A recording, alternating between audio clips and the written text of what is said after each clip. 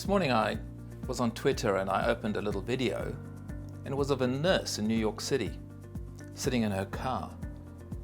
And she was sharing with us her experience of that day in the ER as people coming in desperate, afraid, filled with the anxiety of whether they had the virus or not. And tears were dripping down her face as she talked about how scared people are. And for the first time, I really got an insight into what the impact of this virus is to those that are being affected by it directly. Now, I'd got all the news, I had all the information. What was the difference? Well, I heard a story, a first-person story.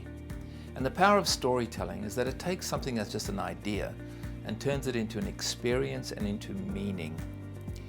Now, as a leader, we need to use stories. Share the stories of your teams and how they are coping and functioning, making sure that people connect and communicate with each other around their strategies.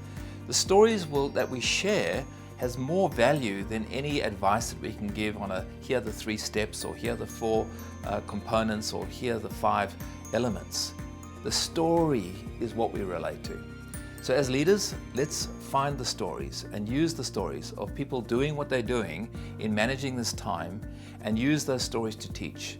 Use those stories to inspire. Use those stories to engage.